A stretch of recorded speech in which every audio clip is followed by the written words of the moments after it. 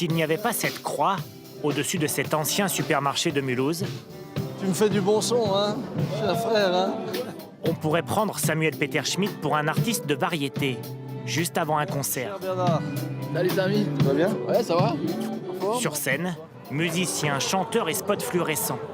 Mais tout ça n'est pas pour un spectacle, c'est pour une cérémonie religieuse. Nous célébrons le culte, ben voilà, dans notre époque, avec nos contemporains, de la manière dont on communique aujourd'hui. Je suis sûr, si Jésus était là, il communiquerait de la même manière. Et c'est ce pasteur évangélique que le public vient voir. 2000 chrétiens de tout âge et de toute origine. Leur credo, un lien direct avec Dieu basé sur la Bible. Nos pensées sont un vrai champ de bataille. Et sur ce champ de bataille, soit nous sommes vainqueurs, soit nous sommes vaincus. Des prédications sans interdit. Vous choquez ce matin, je veux pas. Mais ce qu'un homme a besoin, c'est de sexualité. Et des louanges chantées en chœur.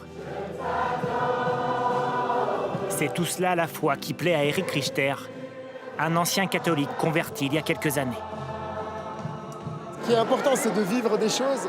Et dans les cultes catholiques où j'allais à l'époque, j'étais que spectateur. Et finalement, c'est peut-être la même foi qu'ont les joueurs, les supporters quand ils vont dans un stade de foot. Ils sont tous ensemble. Ils ont foi dans leurs joueurs et nous, on a foi en Dieu. À Mulhouse, l'église évangélique ressemble à une PME. 27 salariés, tous payés par les dons des fidèles. Bonjour la régie. Avec les moyens d'une start-up. Ça va bien? Diffusée sur les réseaux sociaux et en plusieurs langues, versuchen oder ein Mann, der ihr sagen le culte mulhousien est suivi en direct sur toute la planète par des milliers d'autres fidèles. Là, en ce moment, nous sommes avec une audience de à peu près 2600. Aujourd'hui, l'audience est plus importante sur Internet que dans la salle. Aide-nous, Seigneur. Connectés et sans complexe, voilà les deux piliers du succès de l'évangélisme en France. En 60 ans dans notre pays, le nombre de fidèles est passé de 50 000 à 700 000. En ce moment, une nouvelle église naît même tous les 10 jours grâce à de jeunes croyants très motivés. À Paris, Nathan Lambert s'est lancé il y a 1 an. Ce traducteur de profession a ouvert sa propre église. Dans cette arrière-cour tous les dimanches, lui et quelques amis louent une salle pour la cérémonie hebdomadaire. Good. Tu m'as envoyé les chants par SMS là? Leur communauté atteint déjà une 50aine de membres.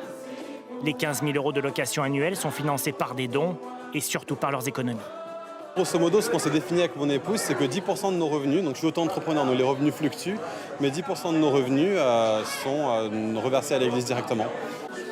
Une stratégie d'implantation coûteuse qui, chez les évangéliques, répond à un objectif précis, fixé par leur conseil national et largement diffusé sur Internet.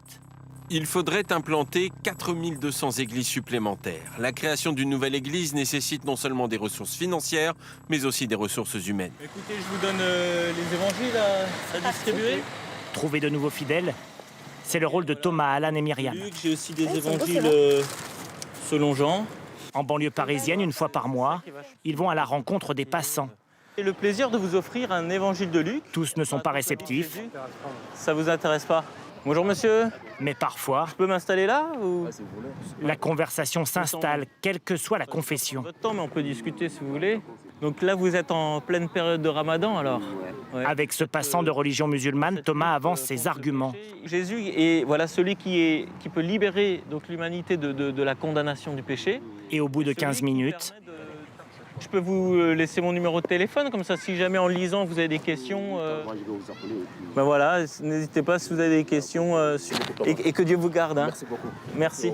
Au revoir. des échanges que certains assimilent à du prosélytisme, une qualification que réfutent les évangéliques. Il n'y a aucune contrainte, c'est pas de l'abus de faiblesse, on ne donne pas de l'argent en échange des convictions des gens, donc c'est simplement la liberté d'expression. En France, aller à la rencontre de la population pour des raisons religieuses ou politiques n'a rien d'illégal. À entendre les évangéliques, c'est même l'une des raisons de leur dynamisme actuel.